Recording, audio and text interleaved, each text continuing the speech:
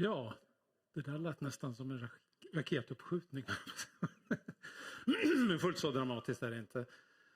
Varmt välkomna hit allihopa. Ni som sitter här på Studiefrämjandet i Uppsala och ni som finns hemma framför era skärmar. Välkomna till Vox Vigor och till Studiefrämjandet Uppsala.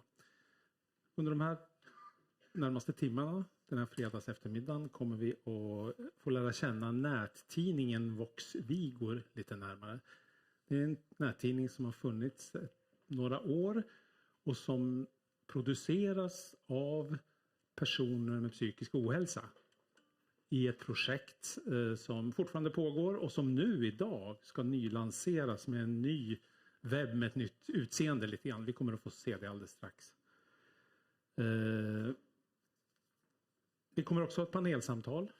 Vi kommer att få höra lite från Vox Vigor och Studiefrämjandet. Vi kommer att ha ett panelsamtal med representanter för 2 ideella organisationer och så har vi 2 politiker på besök. En har kommit och en väntar vi. Mer om det senare. Det här panelsamtalet och det här seminariet eller samtalet kommer kretsa lite grann kring sjukersättningsfrågor. Specifikt då kring möjligheterna att få göra ideellt arbete samtidigt som man uppbär sjukersättning. Det här är en fråga som är väldigt aktuell just i det här projektet. Sen kommer vi avsluta runt 15:30 med lite mingel och lite alkoholfritt bubbel. Och sen vet jag inte, det är fredag kväll så att jag vet inte vad som kommer att hända sen. Hur länge ni vill vara här eller när ni blir utkastade, det får vi se. Det lär visa sig.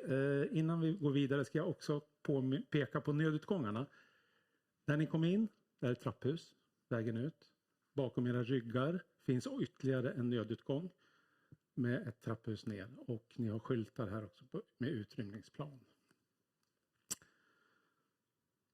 Jag tror att det var allt till att börja med faktiskt. Nu, vi är ju Uppland. Och jag har fått reda på idag att det där instrumentet, nyckelharpan, det härstammar eller kommer eller uppfanns till och med här i Uppland. Och nu ska vi få lyssna på hur det låter. Gustav Holmberg, 2 låtar från dig. Välkommen.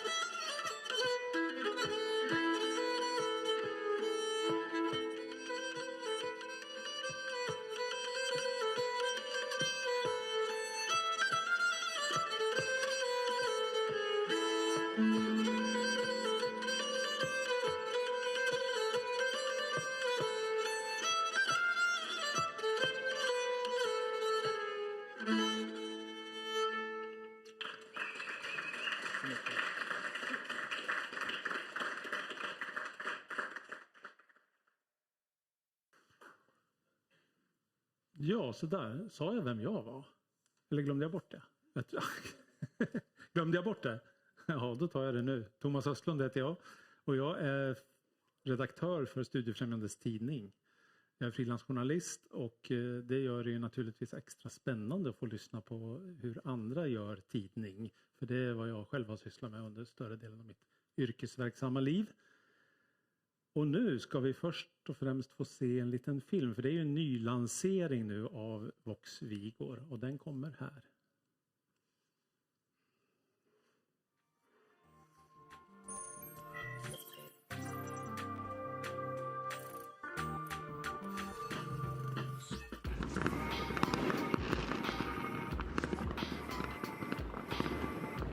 På nya hemsidan finns det 5 kategorier av artiklar. Under åsikt kan du läsa om opinion. Till exempel debattartiklarna om Försäkringskassan. Under kategorin samhälle finns de senaste politiska undersökningarna. I kategorin hälsa hittar vi forskning och personberättelser om hur andra gör för att må bättre. När vi går in på kultur kan man läsa dikter, recensioner och boktips. Till sist i kategorin konsument. Där får man lära sig om spartips som får pengarna att räcka. Vox Vigor har även ett kalendarium. Där kan du hitta föreläsningar, kurser och seminarier nära dig. Eller på distans. Vill du också medverka i tidningen, då kan du skicka en insändare eller gå en kurs. Hitta allt detta på den nya hemsidan, som nu också är bättre tillgänglighetsanpassad. Den har ökad läsbarhet och enklare navigering. Gå in på voxvigor.se för att se själv.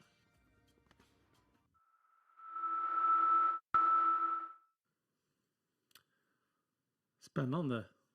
Där vill man gå in och titta mer och läsa mer.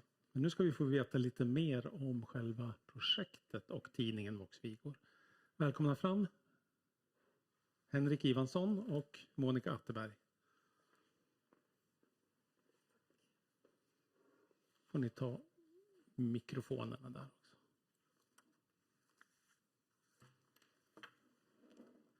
Vox Vigor, vet ni vad Vox Vigor står för? Själva orden. Är det någon som...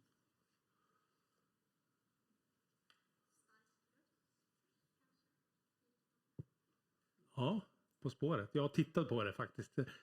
Jag tror, Vox är ju röst. Det är som i voice. Och Vigor kraft. Jag tror det är latin. Röst och kraft. Röst och kraft, Monica. Berätta lite om Vox Vigor. Vad är det för någonting? Jag nämnde en mening, men nu vill vi höra lite mer om själva den här tidningen. Ja, den startade genom att jag ledde en massa skrivarverkstäder. Och då kom det fram önskemål väldigt mycket från personer med erfarenhet av psykisk ohälsa att de ville både lära sig mer om att skriva, fotografera, juridik och annat. Och i alla fall så då tog en Johanna Eriksson, en brukare, och jag, vi gick omkring i, vi gjorde en undersökning bland 25 stycken personer som kom med önskemål, och ur det så sprang det att det kunde passa bra med en tidning, helt enkelt, en nättidning. Och namnet Vox Vigor kom av att vi ville ha ett klatschigt namn, och det som kom fram mycket, det var att längtan efter att få förmedla olika saker om sig själv och omständigheter personerna levde i och ville bli lyssnade till, helt enkelt. Och så kom det till. Vox betyder röst och Vigor kraft, att de ville ha en högre röst. Du är ju redaktör för tidningen och har varit ett antal år. Hur är det? Spännande uppgift naturligtvis, jättespännande. Vi startade alltså, tidningen startade 2018 med hjälp av medel från Allmänna arvsfonden, och då var det bara en liten lokal tidning i Uppsala och runt omkring, det skulle vara en nättidning. Och när det var slut så fortsatte vi med ideella insatser i 2,5 år, och sen kom vi fram till att det vore ju jättekul om det här kunde också få bli en nationell tidning, och vi får engagera folk runt om i landet. Och då fick vi möjlighet via arvsfonden att fortsätta det här, och ett av villkoren var då att vi skulle försöka få med oss en nationell brukarorganisation, och då nappade RSMH på detta. Det är Riksförbundet för social och mental hälsa. Och jag kanske borde säga någonting om mina medarbetare. Jag vet inte, de sitter i kontrollrummet allihopa här. Men Maria Bäckman har gjort en fantastisk insats med att hon jobbar på RSMH och med att få väldigt engagerade folk att skriva och fotografera och med undervisningen. Och sen så att det är liksom lite kärnredaktionen, och så har vi någonstans gömd här också Mattias Tengstam som är vår IT-tekniker. Ja, ni ser honom genom fönstret. Och Vilma som står här med kamera och kanske inte syns, som är organisatör och hjälper till med lite av varje. Hon har även skrivit också och jobbat mycket. Så att det är väl det här lilla kärngänget. Men så har vi kvar sedan förra projektet också Thomas som sitter någonstans, Gustafsson, ja. Och som jobbar nu fortfarande på timmar. Och så har vi Petra Rorer som tyvärr inte kunde komma idag. Så att det är väl, och till oss har vi också knutit då, alltså det är Maria och jag framförallt som har de här skrivarverkstäderna för undervisa lite grann i skrivande. Och sen har vi en yrkesfotograf, Hasse Hedström, som hjälper till och har fotokurser. Och utöver det så har vi då lite undervisning i upphovsrätt och källkritik och allting sånt som kan behövas i en tidning. Tack. Henrik, du är ju chef här på Studiefrämjandet. Varför engagerar sig Studiefrämjandet, eller du är chef på Studiefrämjandet Uppsala Västmanland, ska jag säga. Varför engagerar sig ett studieförbund i den här typen av projektverksamhet? Ja, alltså i ärlighetens namn så tror jag att en sak är faktiskt att det alltid måste finnas en eldsjäl bakom det hela som med erfarenhet, och där har vi ju Monica som fanns på plats och hade jobbat med de här frågorna under många år då. Men sen så är det ju ganska givet om man bara tittar på liksom statens syn på vad folkbildningen ska göra. Så en sak är ju det här med demokratistärkande åtgärder och även då med det här med att få en mångfald av människor liksom att bli samhällsaktiva och där träffar ju det här klockrent faktiskt på alla sätt och vis då. Så att ja, så är det väl helt enkelt. Jag tänker Monica, ni var en liten grupp från början. Hur har det varit svårt att få in bidrag, eller har det strömmat in bidrag? Det har blivit mer och mer, skulle jag vilja säga, för att väldigt många är intresserade av att både skriva och fotografera och lära sig mer av det. Och där har väl som sagt väldigt mycket bidrag från RSMH, men även från andra håll, andra brukarorganisationer. Och vi har då träffat, förutom de här så har vi varit nere i Skåne och uppe i Västerbotten för att allting körs ju annars digitalt, men man behöver träffas ibland helt enkelt.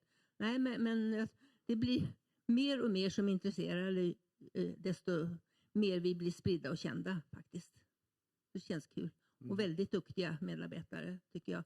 Stor eloge till alla som har medverkat i tidningen.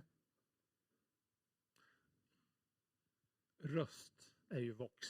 Skulle du säga att det här är liksom om man ser i samhället, eller jag kan rikta mig till er båda två, är det här en liksom marginaliserad, röstsvag grupp, skulle man säga? Om man nu ska generalisera, men lite grann, jag menar, eftersom just det här röst och kraft. Men det är väl tvärtom snarare, det är en stor grupp som vi upplever inte har fått komma till tals ordentligt. Och tidningen räknar vi med, desto mer känd den blir alltså, så tror vi att den blir ett bra komplement till annat i samhället. Mm. Henrik, är det här någonting som Studiefrämjandet, liksom, har ni en tanke på att, om man säger att studieförbunden ska finnas där man behövs, ska man göra särskilt stora insatser? Är det en medveten tanke från ert håll, eller hur tänker ni där när ni riktar ert engagemang och era resurser?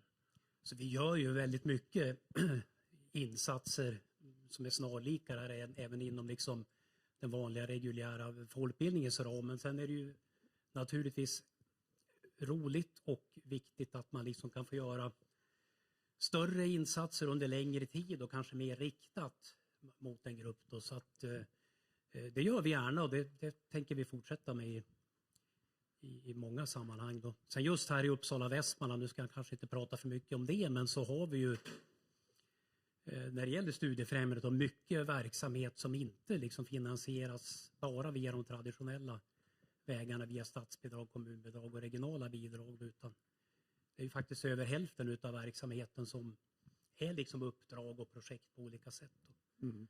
Men det är naturligtvis alltid viktigt då när man gör sådana saker att det liksom harmonierar ihop med den övriga verksamheten. Vi gör inte vad som helst bara för att få igång verksamhet, utan det ska ju till exempel passa in på statens syfte med folkbildningen och så vidare.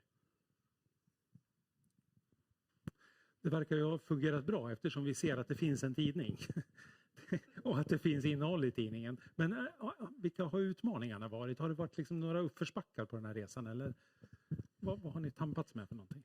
En av utmaningarna, men det kommer ju fram i panelsamtalet, det har ju varit att många inte har vågat skriva under sitt eget namn i tidningen för att de är rädda för att gå miste om sitt stöd från Försäkringskassan. Så att, och där att de inte de vet inte vad som räknas. Man får ju bara arbeta 5 timmar i veckan om man är heltidssjukskriven, och då vet de inte om vad är skillnaden mellan en hobby och vad är skillnaden mellan en ideellt arbete, så att säga. För att de där 5 timmarna räknas ju in även ideellt arbete, som det upplevs i alla fall.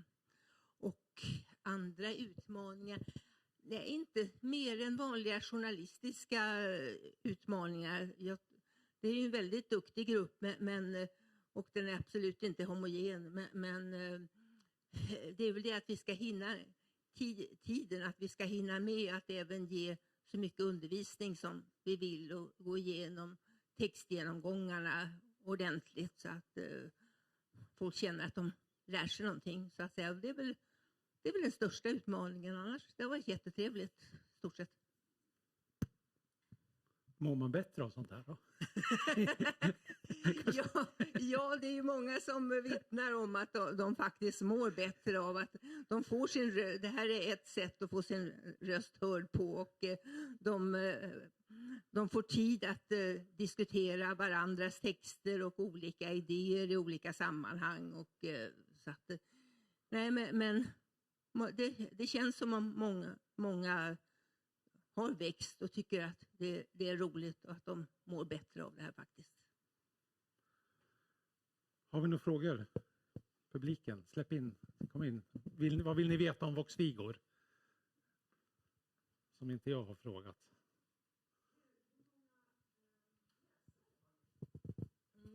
Hur många läsare? Ja, jag tror att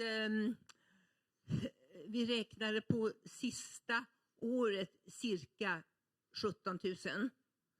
Och sen sista 3 månader var det väl lite drygt 5 000. Någonting sånt. Det är ungefärliga siffror. Jag kommer närmare och närmare dig, Monica. Jag har förstått när man filmar så ska man stå nära varandra. Jag ska nästan också kramas. Annars ser det ut som att det är ett stort avstånd. Jag glömmer bort det. Jag har också hört det. Har vi några fler frågor? Eller tankar? Ja, varsågod. Ska vi ha en mick eller hur är det? Jag upprepar frågan om du tar. Ja.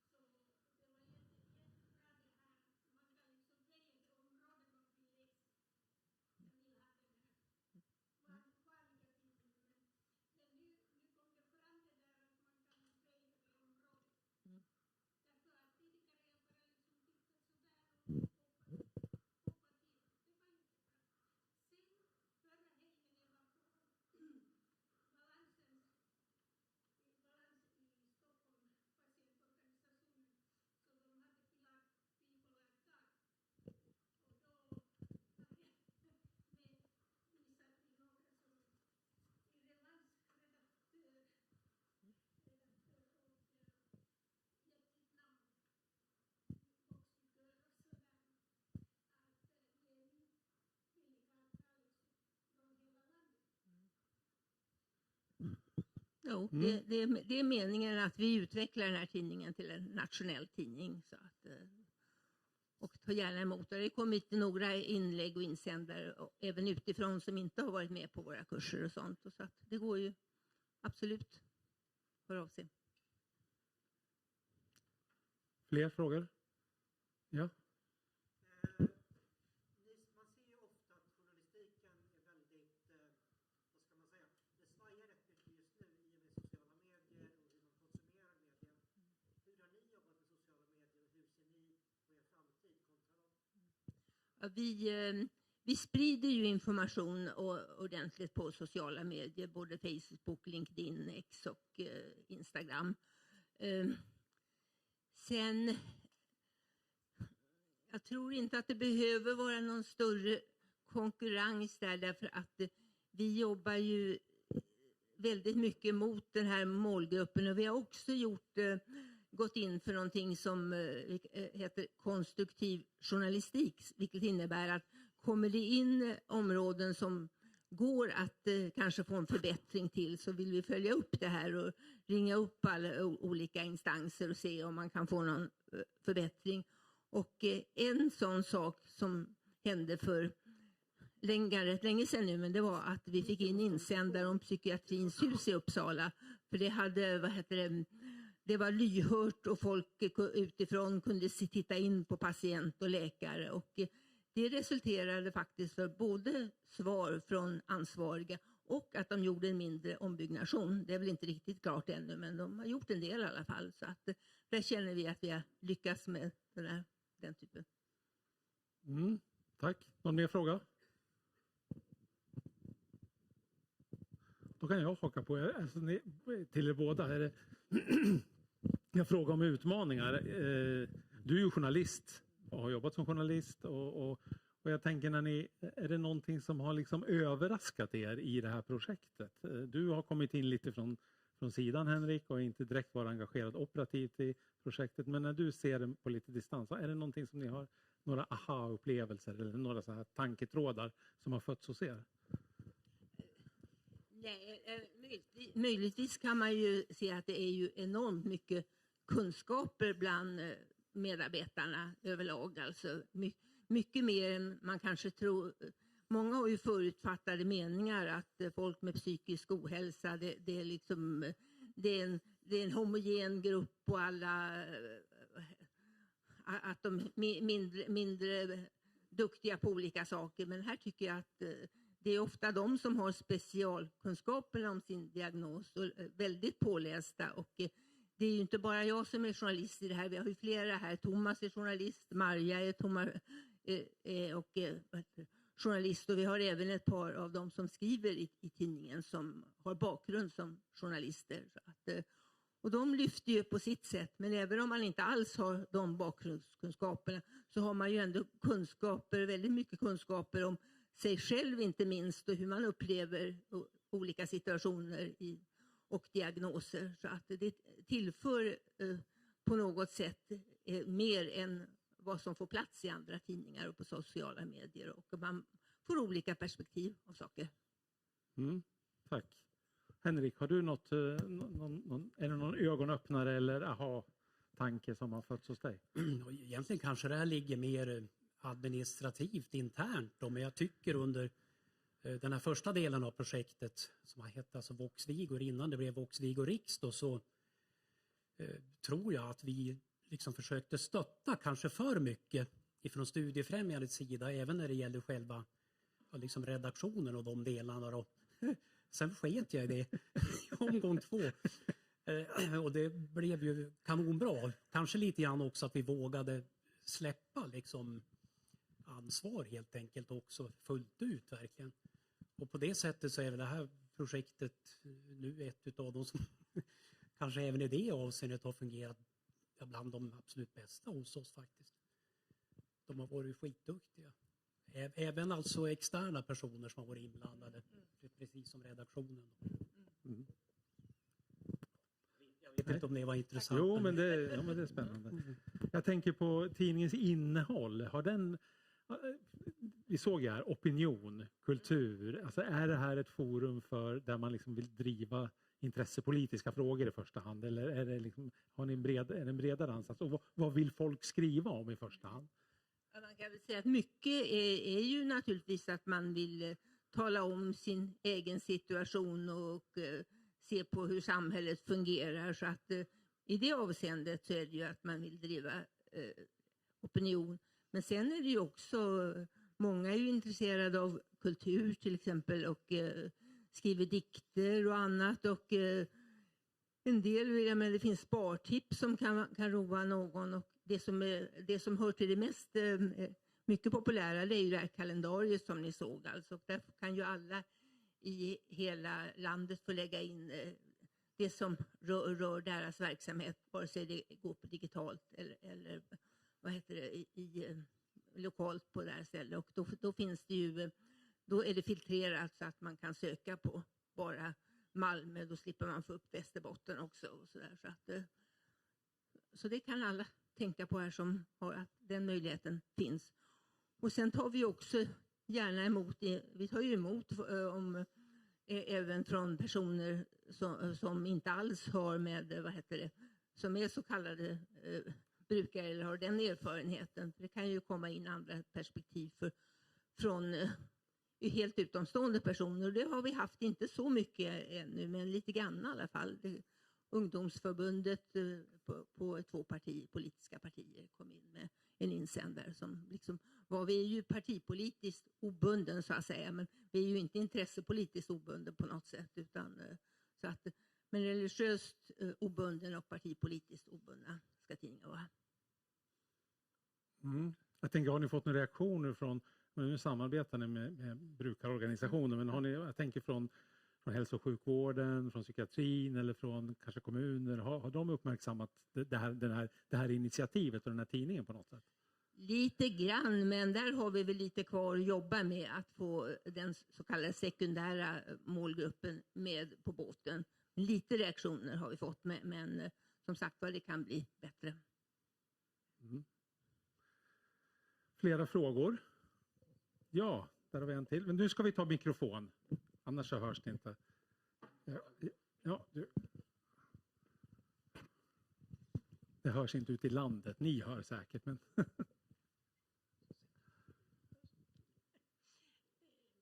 Spännande med mikrofon. Men det här är inte riktigt med Voxfigure att göra. Det är mer studiefrämjandet. Tänker ni liksom utvidga verksamhet till exempel? Alla vill inte skriva i det här som har psykisk ohälsa. Några vill måla och teckna och några vill syssla med textiler och sånt där. Så har ni någonting liksom framtidssyner på det? Få svar direkt där. Ja. Jag kan börja.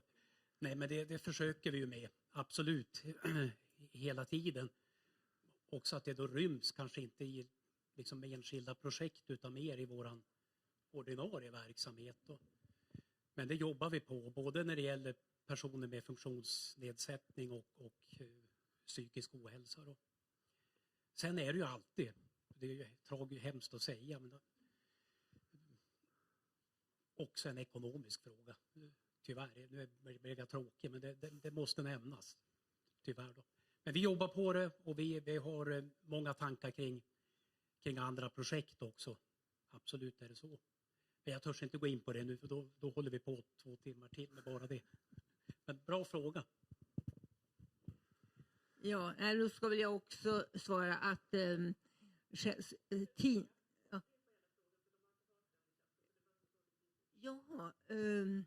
okej, det var en fråga om att utveckla tidningen till nya områden som teckning och textil och sånt. Och då är det väl så att det är ju en tidning, så att vi tar ju in texter, vi tar in foto och vi kan ta in teckningar också, det har vi gjort alltså, men textil måste ju fotograferas då på något sätt, för att det ingår ju inte direkt i en tidning. Men där sa ju Henrik att det finns ju andra områden inom studiefrämjandet som det kan komma fram på, så att säga. Och sen håller vi på att utveckla nu med, det finns intresse för att med filmade inslag, så det kan vi tänka på om vi får möjlighet och råd att göra, för att det är ju jätteroligt att få in rörlig bild också. Mm. Tack så mycket. Inga fler frågor kanske? Eller är det någon som... Ja, där, titta, nu dyker det upp en till. Då ska vi ha mikrofonen nu på en gång. Annars så funkar det inte.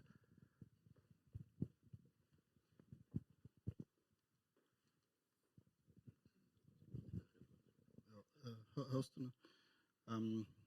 Så det är en tidning som handlar om psykisk ohälsa.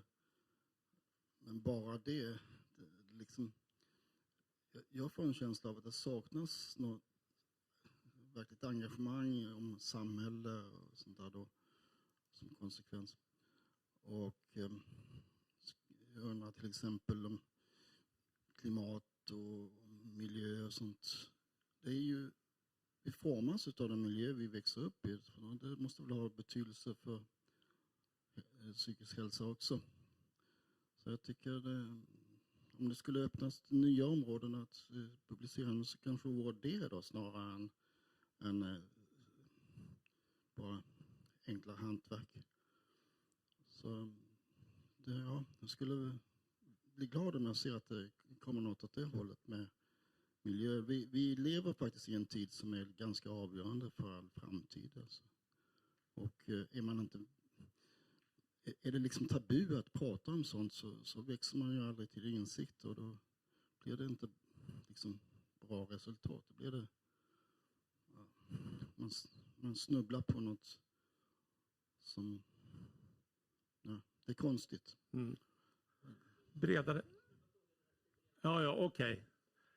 Breddning av tidningen. Nu Monica, du får...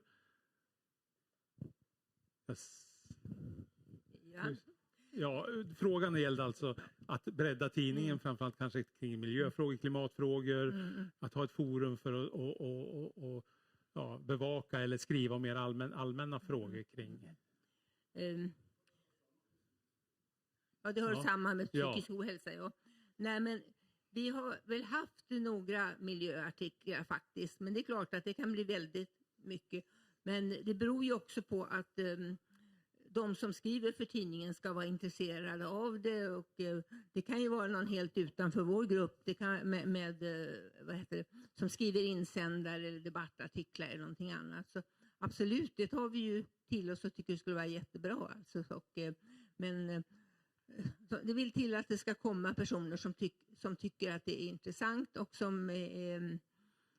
som kan skriva eller som lite grann på det, eller vill låta sig intervjuas kanske eller någonting sånt. Så att det är ju, jag tycker nog det där med engagemang i olika frågor tycker jag nog kommer rätt mycket fram om man läser artiklarna. Men just jag kan hålla med om att miljöfrågorna har inte varit så många som har engagerat sig hittills, men det kan ju bli ändring.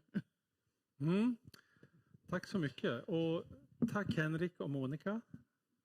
Nu får ni gå och sätta er och titta på film, för nu ska vi se på film allihopa. Vi ska få möta några medarbetare engagerade i Vox Vigor och höra deras röster. Varsågod.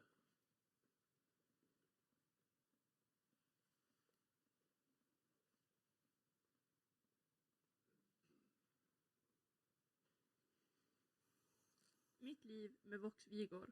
Text Marina Sångänger. Att få vara med och skriva i Vox Vigor gör att mitt skrivande har utvecklats. Våra redaktionsmöten och fotokursen gör att vi tillsammans skapar något unikt. Glädjen att både inspirera andra och låta sig inspireras gör att nyfikenheten väcks under de perioder man inte mår så bra. Något som också är fantastiskt är betydelsen av Maria, Monica och Mattias. De coachar oss i vårt skrivande och vi tränar hela tiden nya saker. Fotokursen leds av Hasse Hedström och det är verkligen härligt. Han är proffsfotograf och helt fenomenal på att anpassa kursen efter våra olika förkunskaper. Jag var helt nybörjare i början, men efterhand har jag börjat förstå att jag inte ska jämföra mig med de på kursen som är mer erfarna. Ibland har det varit jobbigt. Men till slut sa Marja att jag ska tycka att det är roligt, och efter det ändrade jag min inställning. Det handlar om självförtroende. När man slutar jämföra öppnar sig en värld av inspiration. Jag ser en framtid där jag ska fortsätta skriva i Vox Vigor och fortsätta vara nyfiken och skriva artiklar. Kanske kunna inspirera lite och motverka stigmat. För när man lider av psykisk ohälsa av olika slag så blir man ofta mycket kreativ.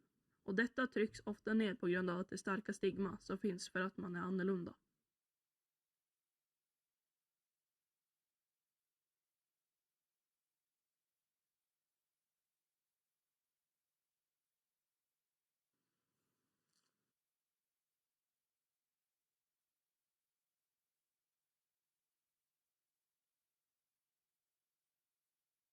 Att leva som autistisk är att försöka överleva i en värld som inte är designad efter ens hjärna. Autism är en väldigt missförstådd diagnos och kunskapen är oftast låg hos privatpersoner men även hos professionella. Det är relativt vanligt att mötas av fördomar och man blir lätt misstolkad. Det är ingen nyhet att personer med NPF-diagnoser har sämre förutsättningar i samhället. Fler pojkar än flickor upptäcks och diagnostiseras eftersom diagnoskriterierna är utformade efter pojkars beteenden.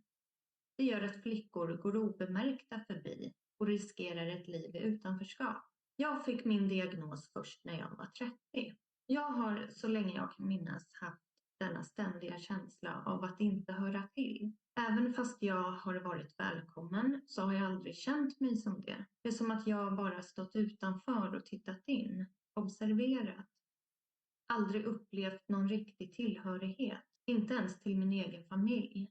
Många gånger har det nog sett ut som att jag hör till, men det har bara varit en synvilla. Jag har låtsats höra till, men att ständigt vara på tårna och anstränga sig så mycket är bara utmattande. Och till slut kommer kraschen. Jag inser att jag inte orkar längre. Låtsas vara någon som inte är jag är bara onödigt och dumt. Samt tröttsamt för en själv.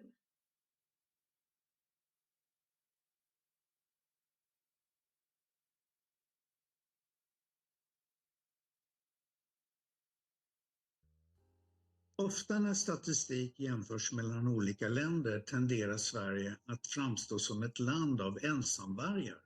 Ett land där 40% är ensamhushåll. Är det vår skygga eller deprimerade natur som gör att vi inte är intresserade av en partner? Eller är det jämställdheten som gjort att kvinnor inte längre behöver en partner för att kunna försörja sig? Eller är det tv-serien Sex and the City som gjort kvinnor ointresserade av medelmåttiga män? Eller är det bostadspriserna och bostadsbristen som gjort det omöjligt att lämna ensamhushållet?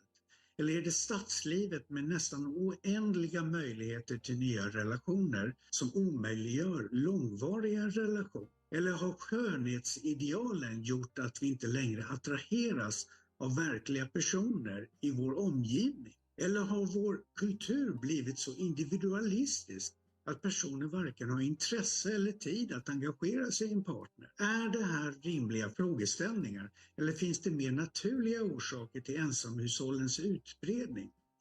En orsak är att många unga vuxna lämnar sina föräldrahem redan när de är mellan 19 och 21 år.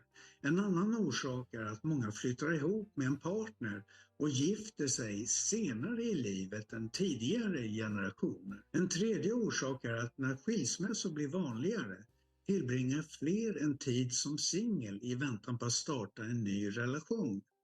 En fjärde orsak är att människor lever längre, vilket lett till att fler äldre lever sina sista år som änklingar eller änkor. En viktig slutsats är att ensamhushåll har ingenting att göra med relationsstatus. Människor i ensamhushåll behöver inte vara singlar utan kan vara i ett särboförhållande. Det finns alltså många enskilda förklaringar till att ensamhushållen är fler i länder med hög levnadsstandard. En del är spekulativa och andra mer rimliga. Så tack för mig och lycka till med att finna din partner antingen som gift, sambo eller varför inte som särbo.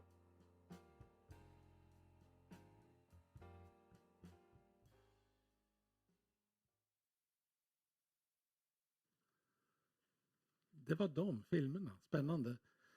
Nu, klockan snart 14:13. 14:13. Nu tar vi lite break.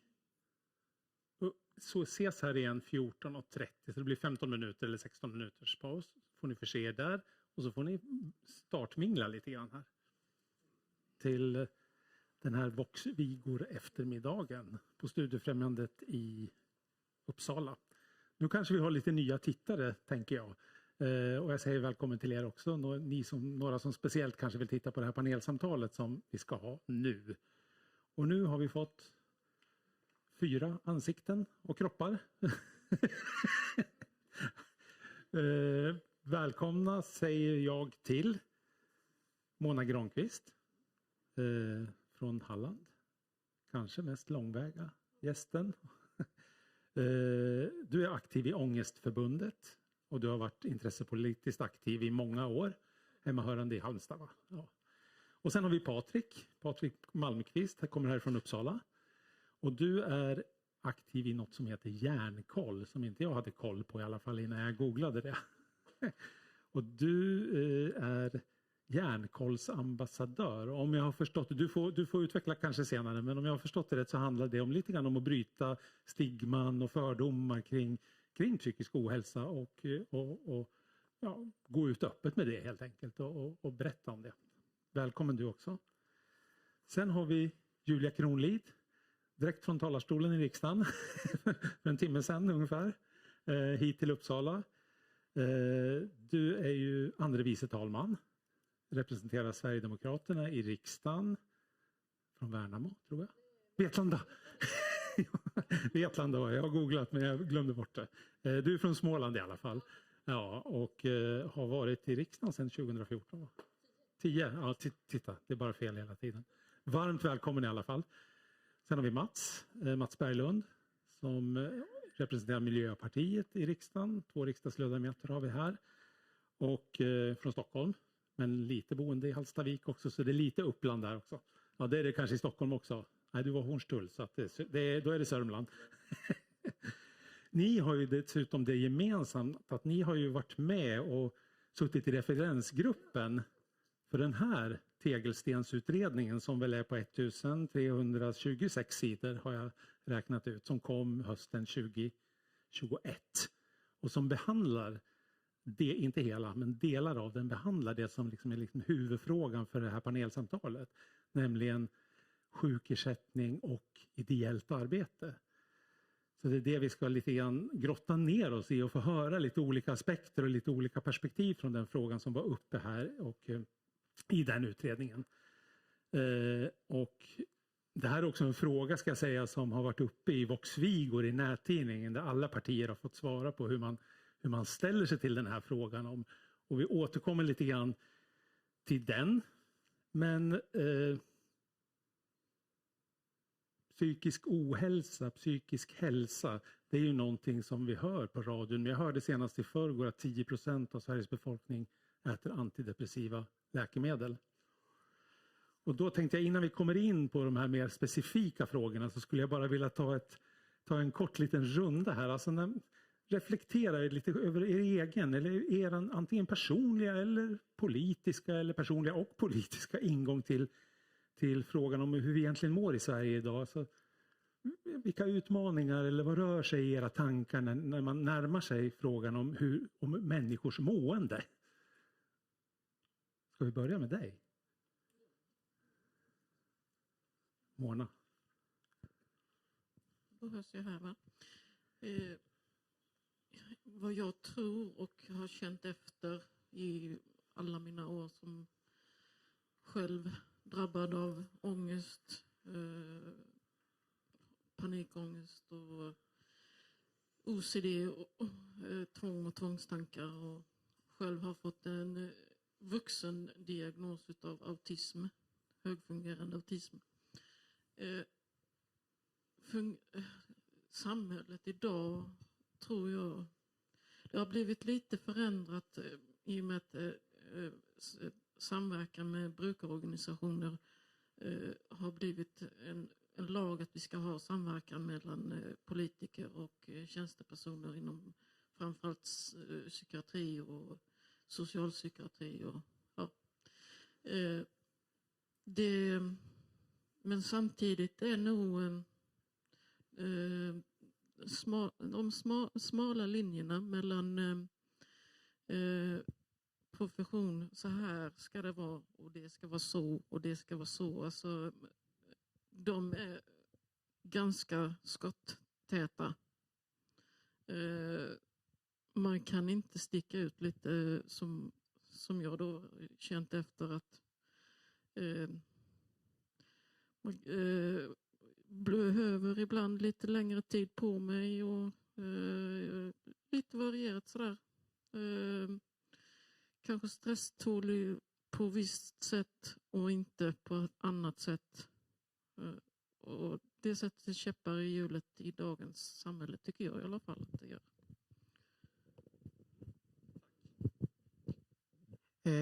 Ja, jag kan ju förtydliga då att jag kommer alltså från Hjärnkoll som är en ideell förening, och vi jobbar med att bryta stigmat kring psykisk ohälsa. Och det gör vi genom att prata om det, till exempel i sådana här sammanhang. Att vara Hjärnkoll-ambassadör innebär helt enkelt att jag är själv erfaren av psykisk ohälsa. Och jag kommer här för att lyfta mina egenskaper och hur jag kan ta det vidare.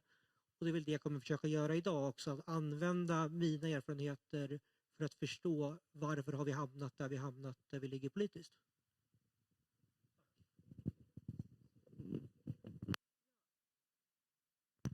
Så, hörs det nu? Ja, vad bra. När jag talar om att bryta stigma så tänkte jag att jag också kan dela med mig om att när jag var 17 års ålder så gick jag också igenom en väldigt tuff period i livet och behövde få hjälp. För jag inte mådde bra. Och är väldigt glad över att jag fick hjälp. Det är tyvärr inte alla som får det. Och efter det så fick jag ett stort engagemang för de här frågorna. För att också andra ska kunna få må bra igen. Och veta att det faktiskt går att återhämta sig. Sen finns det ju de som får en diagnos som man måste lära sig att leva med hela livet. Men man kanske kan då få hjälp att leva med det och ändå uppnå någon slags välbefinnande i det. Och det är också oerhört viktigt. Jag utbildade mig till jobbar inom psykiatrin lite grann och utbildade mig till socialpedagog och jobbat med ungdomar. Både med neuropsykiatrisk funktionsnedsättning och ungdomar som har drabbats av psykisk ohälsa för att försöka peppa dem åter i sysselsättningen, arbete och rehabilitering och så. Så det var min yrkesbakgrund innan politiken. Så när jag fick möjligheten att hoppa in i socialförsäkringsutskottet och jobba med sjukförsäkring som du också berör de här frågorna, där ju psykisk ohälsa är den vanligaste orsaken till sjukskrivning, så tyckte jag det var en oerhört spännande tid. Jag var ansvarig för de här frågorna då under flera år i partiet. Så för mig är inte det här någonting som bara är något diffust som alla andra drabbas av, utan för mig är det här någonting som är verkligt och som kan drabba precis vem som helst. Så därför är detta någonting som jag fortfarande inte riktigt kan släppa. Så jag är fortfarande med och lite engagerad i utskottet, lite vid sidan av så där, försöker hjälpa till lite. Och på min talmansresa till Jönköping så besökte jag naturligtvis någonting med anknytning till detta också. Då ett ställe som jobbar med återhämtning från psykisk ohälsa. Så att det följer med i arbetet. Så. Men jag tycker det är jätteviktigt att vi ser till det här och tar de här frågorna på allvar. Och det är många utmaningar som vi har. Men vi kommer väl in på det här lite mer så att vi får fortsätta. För annars kan jag prata länge. Så. Ja, men tack så mycket. Psykisk ohälsa, som vi hörde här Julia, att psykisk ohälsa är den vanligaste orsaken till sjukskrivningar och den ökar också. Och i min roll som politiker i socialförsäkringsutskottet så träffar jag ju väldigt många sjuka och inte minst psykiskt sjuka, sådana som jag kanske inte hade träffat annars. Men jag har ju också personer med psykisk ohälsa i min närhet och precis som alla andra här i panelen då också varit drabbad själv och medicinerat och så för depression. Så att vi ser ju bara att det drabbar ju oerhört många och att det är en sån vanlig diagnos då att den också ökar ganska snabbt nu. Det är väl en temperaturmätare på att någonting inte står riktigt rätt till i samhället. För vi måste göra ganska radikala förändringar. Miljöpartiet har funnits i lite drygt 40 år och vi har ju alltid haft det här begreppet hållbarhet som någon slags kärnbegrepp. Och hållbarhet, då kanske man tänker på miljö och klimat, men det handlar ju väldigt mycket om social hållbarhet och att allting hänger ihop. Så att vi behöver verkligen ställa om både arbetslivet, kanske arbetstidsförkortning som vi har drivit också under alla de här åren, som börjar komma upp i debatten nu. Äntligen kan vi kanske genomföra det tror jag. Men också jobba med skolan och äldre, så över hela samhället. Och sen också naturligtvis med hälso- och sjukvården och med socialförsäkringarna och sjukförsäkringen, så att vi tar hand om de som har sjukdom. Tack. Tack. Ja, som vi märker, psykisk ohälsa, hälsa, en väldigt bred fråga som berör många. Sjukförsäkringssystemet, en del av Sveriges välfärdssystem, alltså någonting som också är väldigt omfattande, vilket vi har sett i den här utredningen. Jag har inte läst den, men det är väldigt, väldigt många. En bred samhällsfråga. Jag tänker ändå, vi ska liksom dyka ner till, vi kan förlora oss i bredden och storleken. Nu har vi hört här på förmiddagen, då var inte du med Julia, eller förmiddagen före fikat, om ideellt arbete, ideellt engagemang och möjligheterna till sjukersättning. Att det är i det här projektet Vox-Vigor, och jag kan tänka mig också i era organisationer, en fråga som skaver lite grann, eller som upprör och berör i alla fall, och som också avhandlas i den här utredningen. Och jag vet inte i vilken mån ni har liksom funderat över just den frågan, men jag tror jag ändå börjar hos er. Och är det här någonting som ni har reflekterat, funderat över kring frågan om möjligheterna till ideellt arbete och att bibehålla sjukersättning, arbetsförmåga? Det berör också knepiga begrepp, ska vi ha klart för oss från första början. Men Julia, vad? Jo, nej men absolut. Jag tycker att jag uppskattade väldigt mycket att sitta i referensgruppen till den här utredningen. Jag tycker också Samuel som ledde den var väldigt inbjudande och lämnade ut liksom delrapporter hela tiden som vi fick läsa, och vi hade också flera diskussioner och dialoger. Och vad jag har förstått så fungerar inte alla referensgrupper lika bra. Alla utredare är inte lika inkluderande som Samuel var. Så verkligen stort cred till honom. Så. Och jag minns väldigt väl att vi hade en diskussion om det här med ideellt arbete och var ska gränsen gå. Men han hade ju då ett förslag om att man ska få åtminstone 10 timmar där ingen ska kunna ifrågasätta. Man ska inte behöva bli orolig om att det ska bli en diskussion så för Försäkringskassan. Att men om du kan vara på den här föreningen 10 timmar i veckan, då är ju du frisk och kan börja jobba. Då kan vi dra in din ersättning. Alltså den oron ska man inte behöva bära på, för att det är så stor skillnad att lönarbeta och ha ett krav på sig att gå till jobbet, och att du måste sjukskriva dig då om du den dagen du inte mår bra. Har du ett ideellt arbete som ger dig meningsfullhet och kan få dig att må bra, så då har du ändå den ekonomiska tryggheten även de dagarna du inte orkar gå dit. Så vi pratade en hel del om det, om vikten av det här, men sen att det då kan vara svåra gränsdragningar då, om det liksom, så att det inte går in också i som så här fritidssysselsättningar och sådana delar, utan att det blir tydligt. Så att jag tycker att det är det kan möjligt att man kanske inte tycker det är tillräckligt med 10 timmar, men jag tycker att det vore ändå ett förbättring från mot vad det är idag. Idag är det väl 5 timmar, va? Tror jag. Ja. Så det skulle ändå vara bättre. Men sen diskuterade vi också att är det så att man ändå ska kunna göra en bedömning i det individuella fallet. Jag tror vi till och med pratade om ett exempel med någon som verkligen har permanent liksom, nedsättning och man har liksom en uppgift att gå med vatten till sitt fotbollslag eller vara supporter och så här.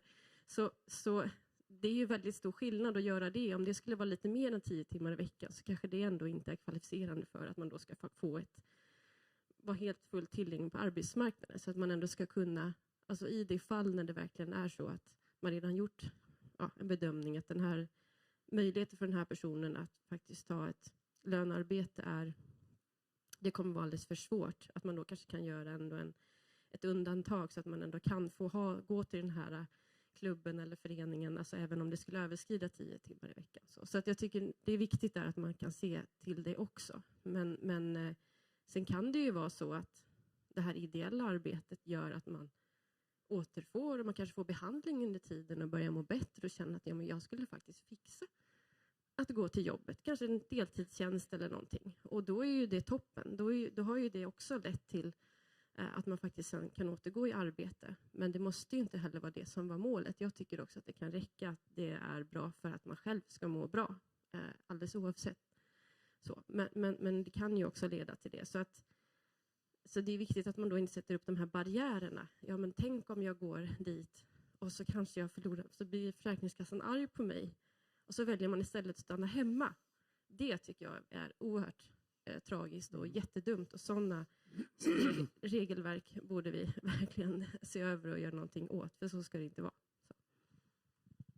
Tack. Nu har vi inte Försäkringskassan här. Nu låter jag som SVT, höll jag på att säga.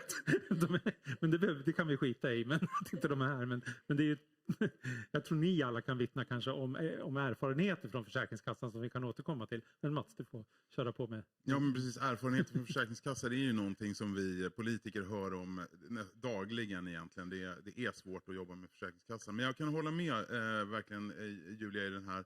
Att det var en väldigt trevlig grupp att sitta i, den här referensgruppen, och att Samuel Engblom var väldigt generös och ville höra våra åsikter också. Och precis som Julia sa också, så diskuterade vi den här frågan med 10 timmars gränsen för ideellt arbete flera gånger. Jag hade också ett enskilt samtal med Samuel vid ett tillfälle om det här, för att jag tycker att det är jättebra att man höjer den här gränsen från 5 till 10 timmar för ideellt arbete. Är ju naturligtvis oerhört viktigt i rehabiliteringen, men också i hela människovärdet, och så att man måste ju kunna leva också. Man måste kunna arbeta och göra saker, men utan att bli av med, eller riskera att bli av med sin ersättning.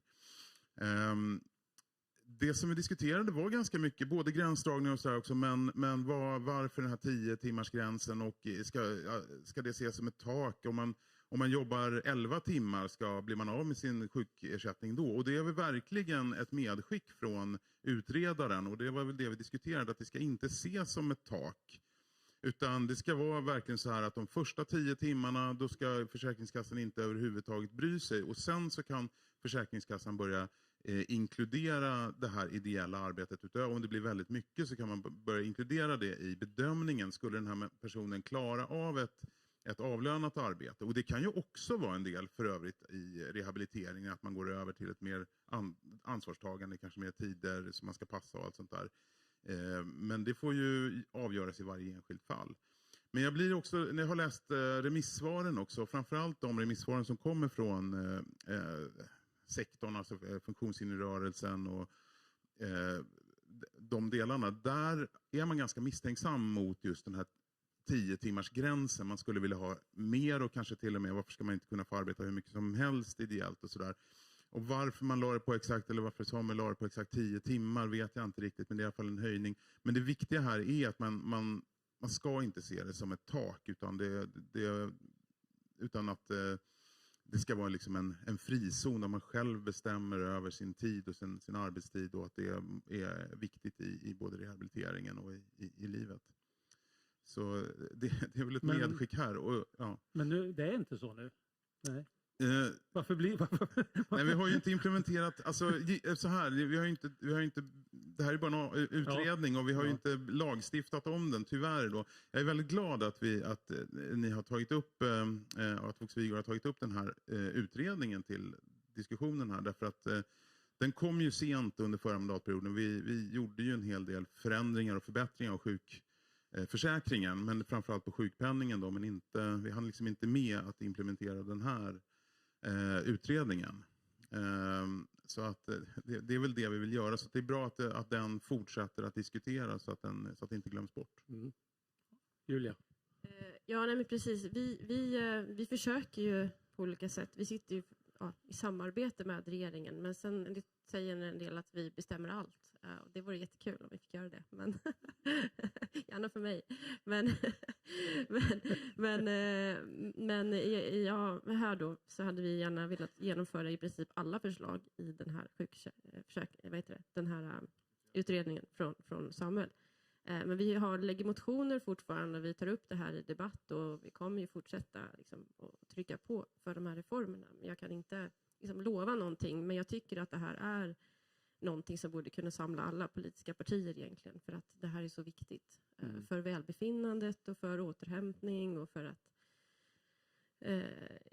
för att det inte ska bli det här nu regelverket då ska bli att man istället väljer att liksom bli isolerad hemma istället för att försöka liksom komma ut och må bra och kunna socialisera sig och känna att man har en meningsfull vardag.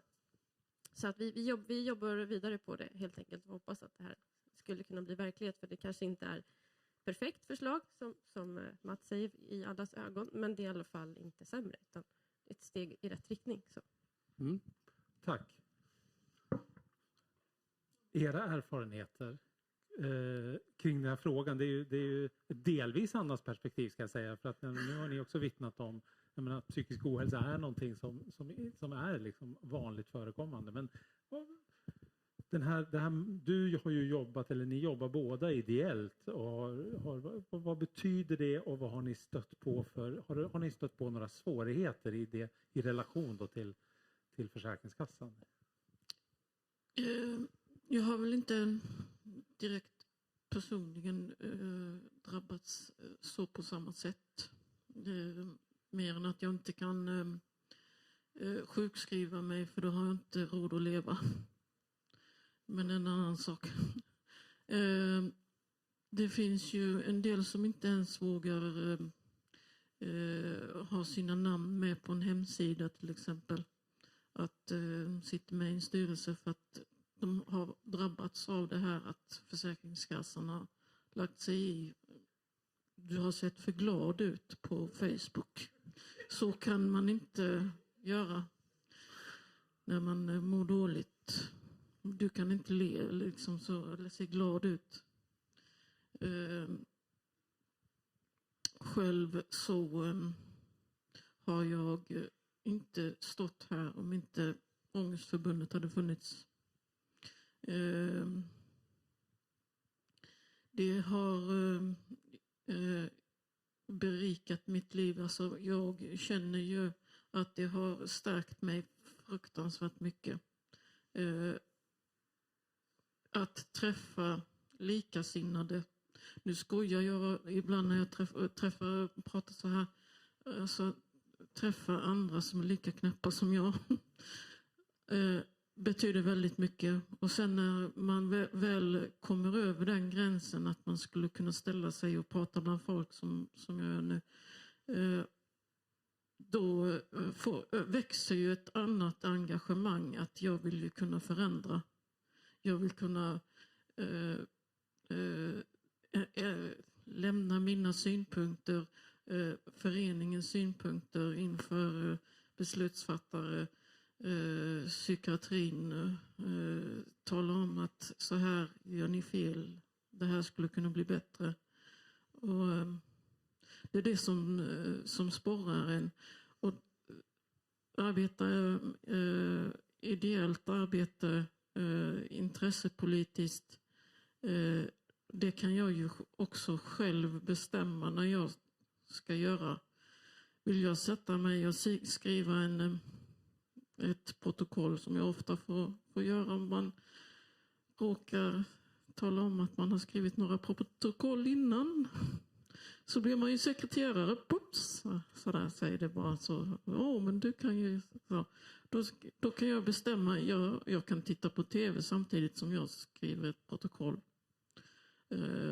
Och när jag inte känner, när hjärnan är trött, som den blir ibland när man har haft mycket tankar och funderingar kring livet och allt möjligt som händer, då kan jag då går jag och lägger mig och vilar en stund.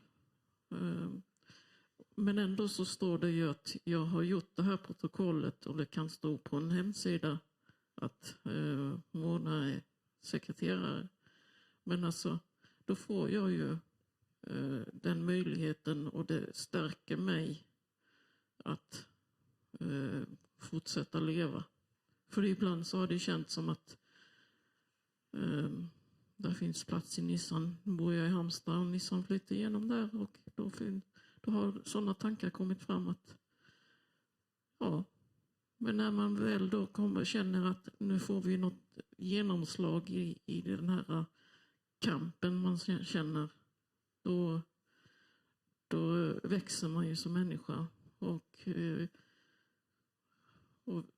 vill fortsätta leva och gå över bron över Nissan istället för att hoppa i. Det var väl ungefär så som jag tänkte. Att det ett ideellt arbete, ett studieförbund som man kan få stöd av för, där man kan vara i en lokal till exempel, eller ja, bara för att få hjälp och stöd av andra i samma situation. Tack. Oj, vad ska jag börja då? För mig så har det ideella arbetet varit en räddning. Jag kommer från att vara sjukskriven i liksom år i sträck, helt sjukskriven, inte vågat gå utanför dörren. Om jag inte hade få börja testa att arbeta, alltså arbeta ideellt, så tror jag aldrig hade kommit dit jag var. Ett av de större problemen med att vara heltidssjukskriven, det är att första steget är att arbetsträna, och det måste man göra på minst 25% eller 10 timmar i veckan. Det började med att jag kanske gick en timme. Jag var och volontärjobbade, men då var jag där en timme. Ska jag jobba 2 timmar, det är en 100% ökning av min omfattning. Ska jag jobba 4 timmar, det är 100% igen. Det går så otroligt stora steg innan du når till de där 10 timmarna. Och det är inte realistiskt att man någonstans ska gå från 0 till 10. Jag tror ju att Försäkringskassans linjer, de är satta på ett sätt för att liksom tackla gemene man, för att ta hand om diagnoser som är fysiska. Har du ett brutet ben, ja, då klarar du kanske att gå så här många timmar om dagen. Det här är någonting annat. Det betyder väldigt, väldigt mycket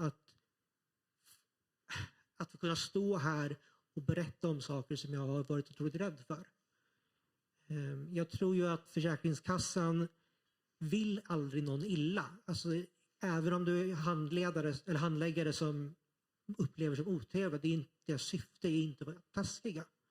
Utan någonstans har det blivit ett systemfel av att vi kan inte visa upp den mänskliga sidan av oss för Försäkringskassan, för vi är så rädda att bli av med det lilla säkerhetsnätet som finns. Tack. Ja, jag måste höra lite reaktioner på de här fantastiska berättelserna. Tycker jag. Ja, men jag känner igen berättelserna ganska mycket från många andra, och det är precis så här det är. Och just det här att man inte vågar blotta sig för Försäkringskassan för att man är rädd för att bli av med sitt stöd. Det är ju förfärligt att det är så. Och precis som du säger, Patrik, också att Försäkringskassan, det är ett systemfel. Vi måste göra om Försäkringskassan eller hela sjukförsäkringssystemet.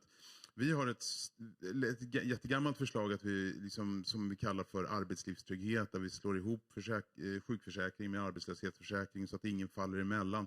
Och så ska Försäkringskassan bli en mycket mer, vad ska jag säga, en mänskligare, eller sjukförsäkring ska bli en mycket mänskligare försäkring, och att Försäkringskassan ska gå bort ifrån att vara den här liksom kontrollerande myndigheten till att bli en mycket mer stöttande, hjälpande myndighet. Om de här dagarna i rehabiliteringskedjan när man har sjukpenning vid 90, 180, 365 dagar och så vidare, där man numera liksom prövas och kastas ut, de borde göras om till avstämningspunkter i rehabiliteringen och se, går rehabiliteringen rätt eller vad behöver vi skruva på för att rehabiliteringen ska gå bättre.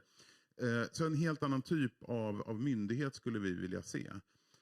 Men det kräver ju ett ganska stort omfattande arbete att ställa om en sån här myndighet. Men jag håller med om att det är ju klart att det är ju inte Försäkringskassan som är ondskefulla, men det är ju direktiven från politiken som har satt den nivån, och det är också politiken som kan ändra det. Vi började som sagt ett arbete med att förändra med både de här regleringsbreven, alltså uppdraget till Försäkringskassan, men också lagstiftningen, för att göra hela sjukförsäkringen bättre. Och jag hoppas att, och efter valet så har det tagit stopp då tyvärr.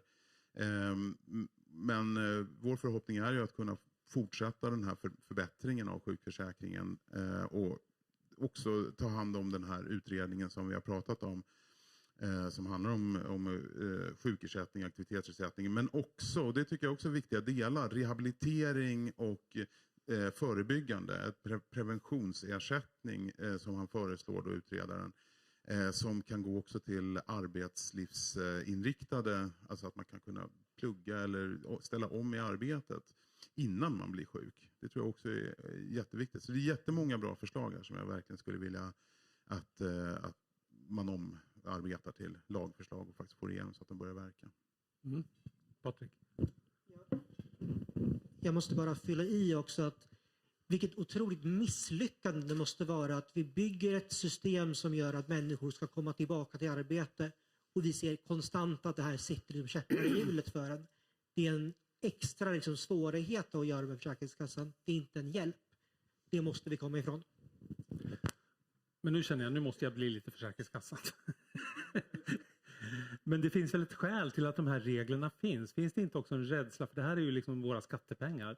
Finns det inte en rädsla för överutnyttjande, en rädsla för att det liksom ska, ja, vi har pratat om arbetslinjen och nu har vi också fått en utvärdering som vi fick förra veckan som också berör sjukförsäkringsfrågan, den här utvärdering av sjukförsäkringsregelverk som kom bara för en vecka sedan som inte berör direkt de här frågorna men som ändå stramar till lite grann. Finns det inte en befogad liksom, rädsla från myndighet, från politiken, egentligen från skattebetalarna om man säger så, för att det ska bli ett överutnyttjande? Ja, ni får haka på om ni vill, men Julia först. Ja, men det här är ju hela tiden en debatt och en balansgång liksom. Jag kan väl uppleva att det blir ibland så hamnar man i det ena fallet där människor hamnar är i sjukskrivning och så finns det också då kanske brist på stöd och åtgärder för att faktiskt få hjälp att bli frisk. Så. Och sen, men istället för att öka det då så går man liksom den enkla vägen från politikens sida och att bara strama åt regelverket så blir människor utan pengar så kanske de går tillbaka till arbete och blir mirakulöst friska. Så, istället för att kanske lite mera titta lite djupare på frågan. Hur kan vi faktiskt stötta människor med rehabiliteringsåtgärder för att kunna faktiskt bli friska och återgå i arbete. Jag är övertygad om att alla människor faktiskt vill vara med och bidra på olika sätt. Men alla har inte samma möjligheter och förutsättningar. Och, så det är väldigt tråkigt att ibland om det blir så här, vad ska jag säga, misstänksamhet och så. Det tycker jag är väldigt tråkigt. Sen finns det ju välfärdsbrottslighet. Men på olika sätt. Och missbruk och så. Men det tänker jag, det berör ganska mycket andra delar av socialförsäkringen. Och jag tycker att det är väldigt få personer som medvetet eller utstuderat skulle vilja överutnyttja sjukförsäkringen. Utan så att, men det är klart att det måste finnas ett regelverk och att det måste finnas någon slags uppföljning och stötta människor med någon slags målsättning att man ska återgå i arbete. Så man har den, om det kan vara så att man kan faktiskt återgå så måste det självklart vara målet också för att alla ska kunna, som har behov av sjukförsäkringen faktiskt ska kunna få det så att liksom resurserna räcker till för de som verkligen behöver. Men det här är komplicerade. Att hitta balansen i det här är ju inte enkelt. Det är svårt. Och jag tror också här att här står vi inför utmaningar med att den vanligaste sjukskrivningsorsaken är idag psykisk ohälsa och stressrelaterad psykisk ohälsa. Och här behöver vi grotta i de här frågorna. Vi har lagt många förslag och också försöker titta på det här. Hur kan vi öka kompetensen bland arbetsgivare? Att de som är chefer på olika arbetsplatser, hur kan man anpassa arbetsplatsen? Hur kan vi förebygga att människor hamnar där? Och hur kan vi också se till att de som jobbar på Försäkringskassan, Arbetsförmedlingen och så vidare faktiskt har kunskap om det här. Och inte liksom, avslår en ansökan bara på bristande kunskap. Och här hade vi ett viktigt beslut också från, jag vet inte om vi spårar ur lite för mycket här nu, men på Högsta förvaltningsdomstolen om det här med objektiva fynd. Att det ska inte behöva liksom uppvisa ett fysiskt symptom för att få bevilja sjukpenning. Det var ett jätteviktigt beslut och det känner jag också är viktigt att man faktiskt följer upp att det här följs nu så det inte liksom ramlar tillbaka. Jag har väl hört lite olika att det har blivit bättre men det är fortfarande inte helt bra. Så det är väl några av de sakerna som är viktigt för att kunna hitta en balans i det här. Men ja, självklart så finns det nog hos politiker ibland en oro att det ska kostnaden skenar iväg.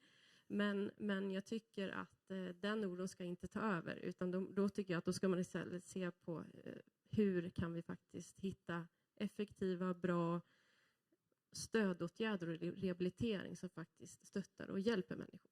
Så. Och det är en utmaning som vi nu står inför och det är jätteviktigt. Så. Jag tror Åsa var Mona. Jo, den som har levt som jag nästan till hela mitt liv med psykisk ohälsa och psykisk sjukdom. Man känner sig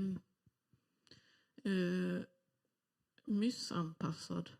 Man känner sig... Alltså, när jag pratar med en del människor så frågar de, ja, vad gör du för någonting? Alltså jag tycker ju om att vara lite sarkastisk kanske ibland när jag svarar. För att jag brukar svara, jag är staten till last. Och det är både en skämtsamt sagt men samtidigt med en grund i för att har jag som jag fått sjukersättning på 50% och arbetssökande på 50%. Så har man både Försäkringskassan och Arbetsförmedlingen som man känner alltså emot sig. Du ska bli granskad varje månad när du lämnar in en aktivitetsrapport. Hur många jobb ska jag söka? Så, hur ska de nu tolka mig? Och sen då om jag jobbar lite ideellt så med intressepolitik ser Försäkringskassan nu att jag är i Uppsala och pratar intressepolitik. Det har tagit hela gårdagen och troligtvis det blir hela dagen för mig att ta mig hem. Räknar man det som arbete? Är det ett ideellt arbete eller har jag sagt mig nu typ? Alltså och när man har levt med det, jag har passerat 50 och då man blir luttrad. Och man är inte ensam, men alltså det är lättare för en person som kanske behöver ett hjälpmedel för om man har ont i en fot eller ett ben eller inte ser så bra så att man liksom får leda hund. Men det syns ju inte på mig att men samtidigt så ska jag gå runt och skämmas för att jag är född i eller har typ fel hjärna eller så. Alltså det och alla det här utredningar hit och utredningar dit. Det hjälper inte mig om man inte gör någonting.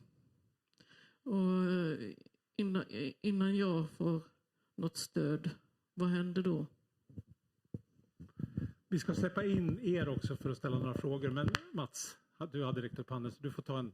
Ja, jag kan väl också, eftersom du nämnde, nu blev det utredningen här, du nämnde den där andra utredningen som kom här för en vecka sedan. Det var egentligen en utredning som vi tillsatte för att utvärdera de förbättringar vi gjorde i sjukförsäkringen under förra mandatperioden. Och så kom det, alltså den fick nya utredningsdirektiv efter valet och så kom det nu med en helt vansinniga tolkningar tycker jag. Så den tycker jag man kan slänga i papperskorgen faktiskt. Jag skrev en artikel i Svenska Dagbladet där jag såg den här. Alltså den här utredaren som den här tidigregeringen bytte ut kommer med förslaget att i princip rulla tillbaka alla de förbättringar som vi gjorde. Så det tycker jag verkligen inte. Men också det här som vi frågade om, att visst det kostar jättemycket pengar med sjukförsäkringen. Så socialförsäkringsutskottet har det absolut dyraste, det mest kostsamma utgiftsområdet som det heter i den statliga budgeten. Så det är otroligt mycket pengar, och det är klart att vi måste kontrollera så att inte fusk och sånt sker.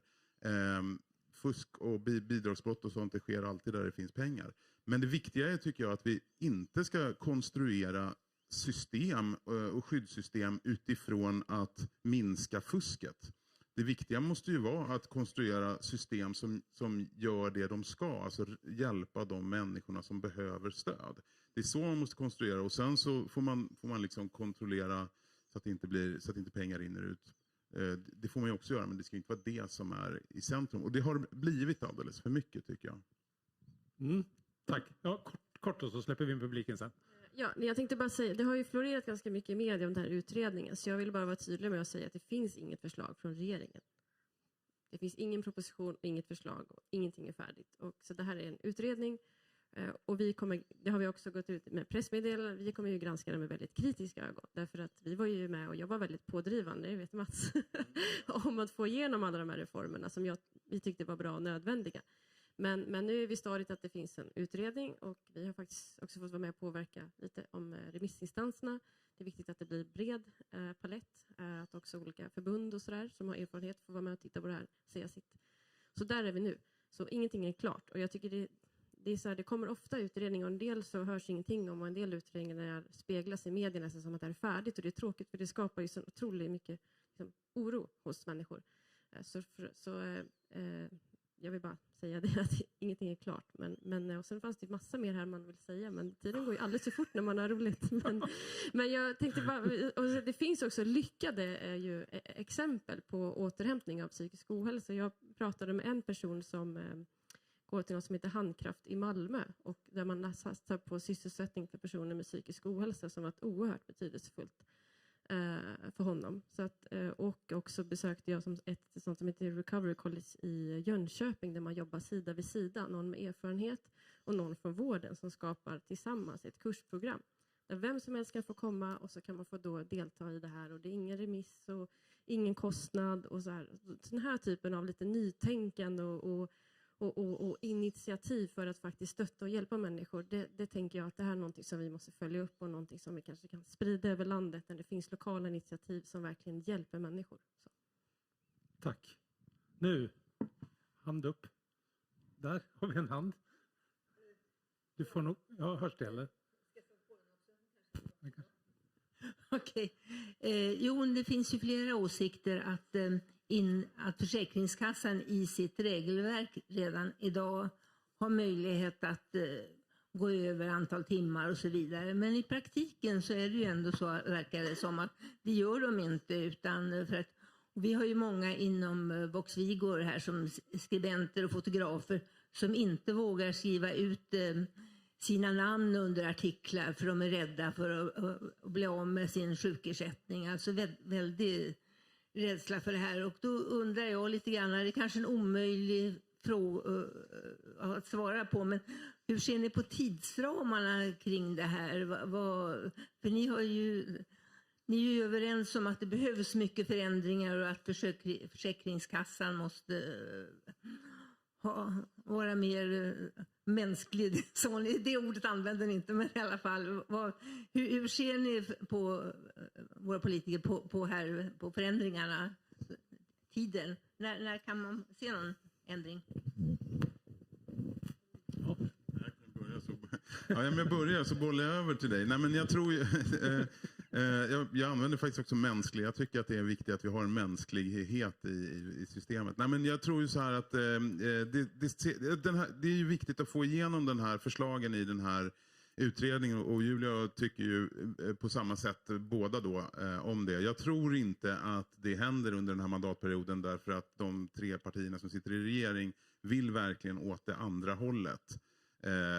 Så att jag får väl lämna över mikrofonen till Julia, och så får jag se hur mycket Sverigedemokraterna arbetar för att påverka regeringspartierna för att få igenom det tidigare än efter valet. Jag hoppas att det blir regeringsskifte efter valet och att vi kan genomföra de här förslagen.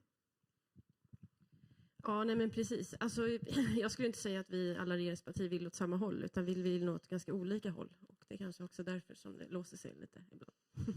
Så då är jag väl lite uppriktig. Jag kan inte säga någon tid. Vi försöker att förhandla och lägga fram olika förslag i budgetförhandlingar och så här.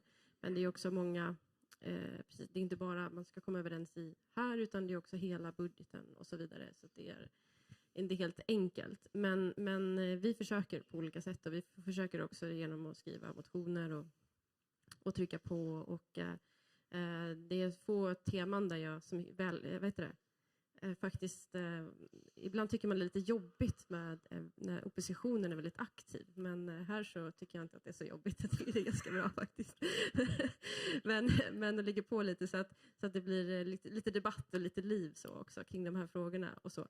Men ja, så jag kan tyvärr inte säga mycket mer än så. Jag beklagar, men det är dumt att lova något som sen inte blir verklighet. Men vi fortsätter att hålla frågan vid liv i alla fall.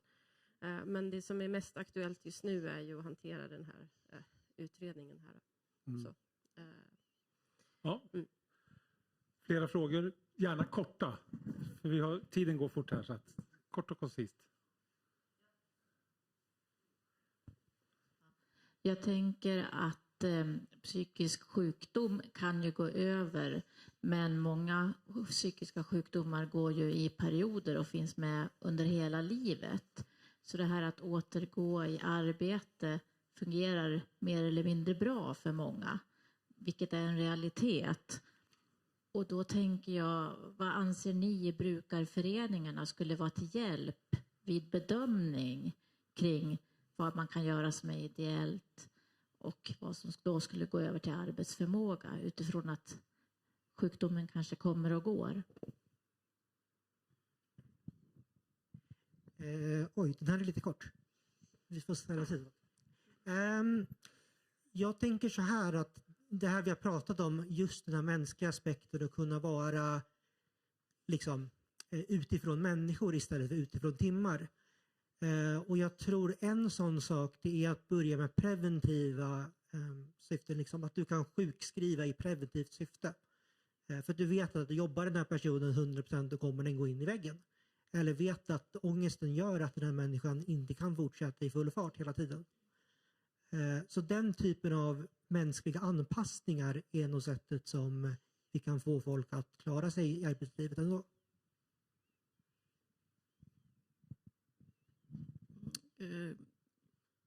Jag håller med vad du sa. Det är också, jag tror att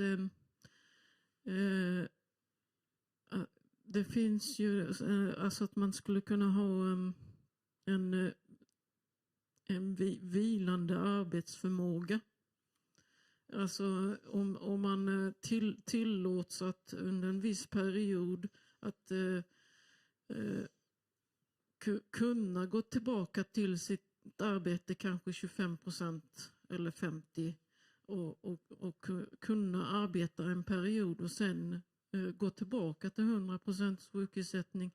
Det skulle kanske också vara en lösning på mycket, att man liksom känner också ett värde, att man kan även jobba fast jag är lite krasslig eller så. Ja, där nere.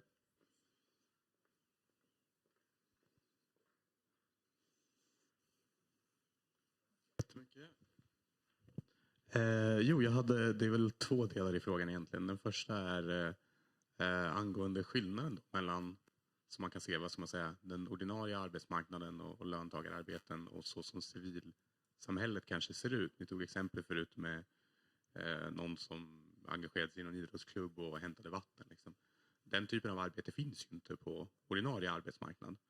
Och så är det väl med ganska mycket. Jag menar, mycket av våra brukarföreningars verksamheter kommer ju från till exempel kommunala, regionala bidrag, statliga bidrag.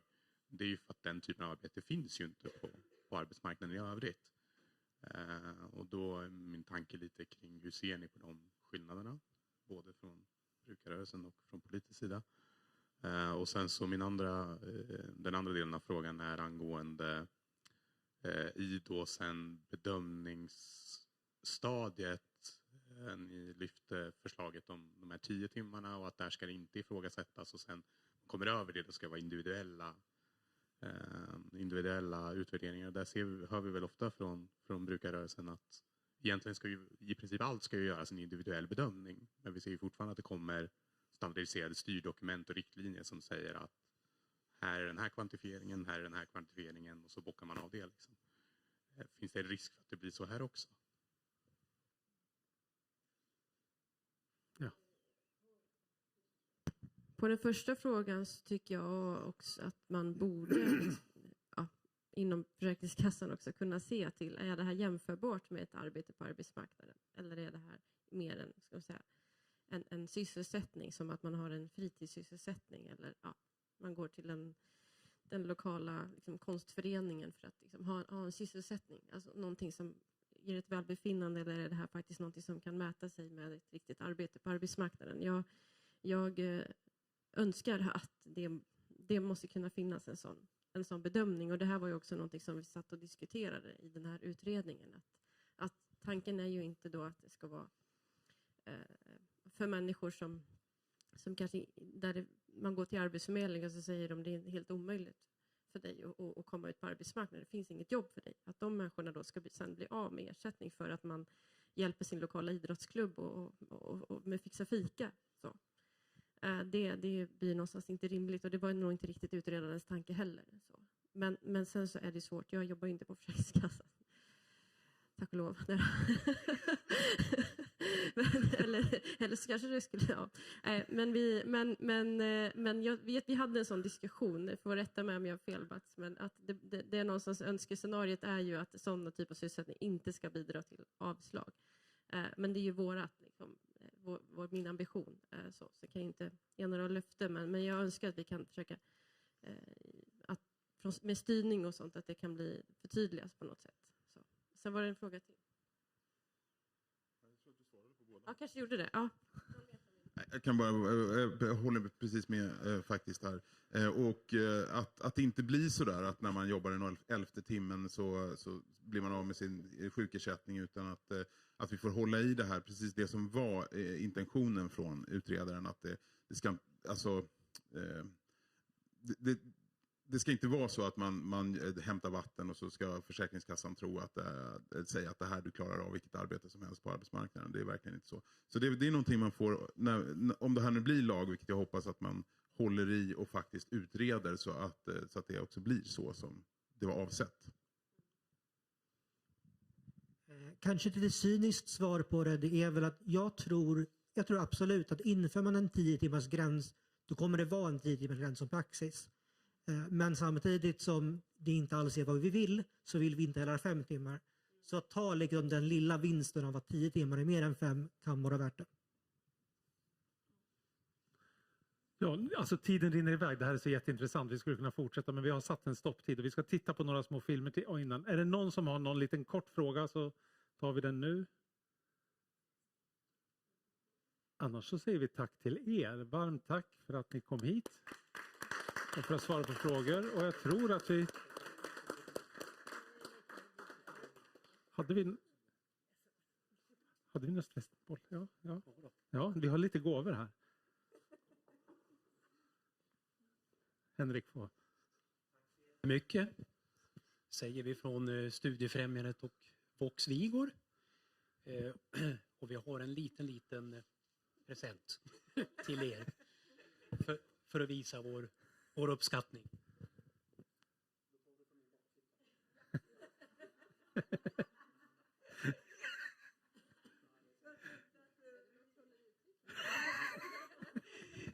Vi tänkte att ni har ett tufft jobb och även ni behöver koppla av emellanåt, så att därför så har vi bara varsin stressboll till er.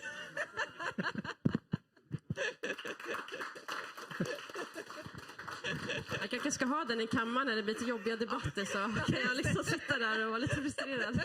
Vad det du tänkte. Tack för ett jätteintressant samtal med er allihopa. Tack så mycket och ni är välkomna att hänga kvar naturligtvis. Nu får ni ta plats. Och så ska vi avsluta med att få ytterligare innan minglet ytterligare några röster här från medarbetare i Vox Vigor. Skilda världar. Mellan identitet och identitet söker jag min egen trygghet. Jag förlorar mig själv i frustration, i sökandet efter en illusion. Mellan två världar som skär med sin svärd hittar jag aldrig min egen värld. Jag pendlar mellan vakuum och tomhet. Jag pendlar mellan öst och väst. Försöker hitta min egen röst. Hittar ingen tröst. Jag pendlar i tysthet där ingen som vet om kaoset i mig som är ständigt het. Ingen hör den kuvade rösten eller känner den brinnande törsten. Jag söker ett hem där tryggheten bor. Jag söker efter passande skor. I min värld huggs jag ned med svärd. Som vågorna längtar till stranden och studsar ständigt tillbaka till havet. Brottas jag att hitta balansen, att hitta hem. Tiden tickar och hjärtat slår. Dagar omvandlas till år. Medan jag fortsätter att vilja helas. Och min identitet befrias från att delas. I splitter som skuggas av smärta. Hör du ekot av mitt skrik. Där ingen känner mitt smärta. Och blodet som pumpar i mitt hjärta. Mellan identitet och identitet.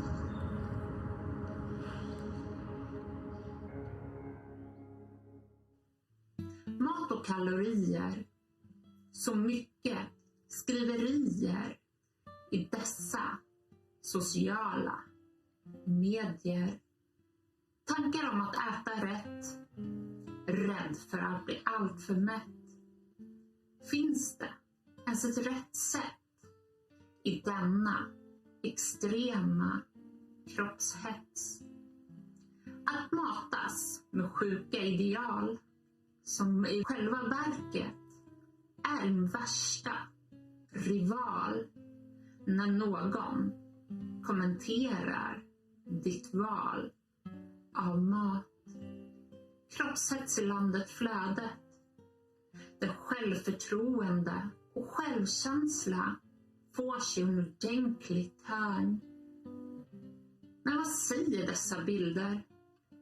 Förändrar din kropp på bild till det vi tror är perfekt. Dölja allt vi kallar defekt. Så i landets flödet vi får respekt. Mat och kalorier. Så mycket skriverier i dessa kommentarer. Förut var jag fast i barnets värld utan att förstå samband. Bara lösryckta fragment av en galen värld. Mörker och demoner. Gubbar och illaluktande svettiga kroppar. Trasiga koppar, blomkrukor i golvet och total galenskap. Hur ska jag ens kunna ge en samlad bild av alla skärvor? Inte ens jag som växte upp där kan beskriva den familj som gick sönder av all ilska och sorg. Det satt i väggarna. I de 70-talstapetserade väggarna där alla skrik hade fastnat i tapetlimmet. Där pappa gick bärsärkagång i sin bipolaritet. Jag förstod inte och visste inte att det fanns en sjukdom som hette det. Nu vet jag. Jag vet hur det känns i kroppen när den är upprymd och uppskruvad i mani. Hur tankarna aldrig sover. Jag vet också hur det känns när det slocknar. När livet tar slut i alla skrymslen och vrår. Mörkret sänker sig i huvudet. Stegen blir tunga och andningen som inte orkar. Nu först ser jag en hel bild av den familj som trasade sönder av bipolaritet och alkoholism. Vi visste inte. Ingen förklarade galenskapen. Jag försöker så gott det går. Men hur förklarar man hur bipolaritet luktar, smakar och känns? Man kan se det på prasiga blomkrukor, en pappa som inte sover och barn som är skräckslagna. Man kan se det på mig som sitter vaken natt efter natt och skriver. Handkraft är en plats för återhämtning och komma ut och träffa lite folk. Det finns vissa krav som ska vara uppfyllda. Du ska vara folkbokförd i Malmö mellan 18 och 67, ha erfarenhet av psykisk ohälsa och att du kan följa och förstå en instruktion. Det finns 7 olika verkstäder som man kan vara i. Jag har varit på Tema, cykelverkstan, vävstugan, kramverkstan och nu kreativiteten. Jag har varit där i 25 år så jag kan stället ganska bra. De första 2 åren var jag inne på Tema och gjorde lätta saker. Problemet var bara att jag inte hade något minne. Det var en biverkan av en medicin som jag hade överdoserat. Det var jobbigt som tusan att inte ha något minne alls. Jag fick skriva upp allt jag skulle göra på lappar och när jag hade gjort det jag skulle göra så slängde jag lappen och sen fick jag en uppgift förutom det. Så här i backspegeln var det otroligt att jag fixade. Efter 2 år utan minne fick jag tillbaka minnet efter ny medicin. Helt otroligt. Nu gör vi ett stort hopp så har vi 2024 och jag är på kreativiteten. Här gör vi kreativa saker. Lite olika vad det blir, men det handlar om att återanvända prylar. Just nu höll jag på att göra en liten rullmatta i ett cykelhjul. Det låter helt åt skogen kanske. Men det funkar faktiskt. Det var lite strul och varpa i hjulet. Det funkade dock med lite huvudbry.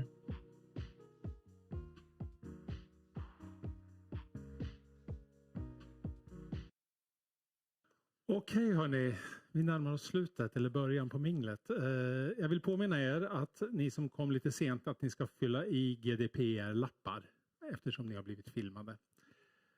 Sen vill jag också säga ett varmt tack till tekniken där inne, alla som har fått det att fungera. Och här.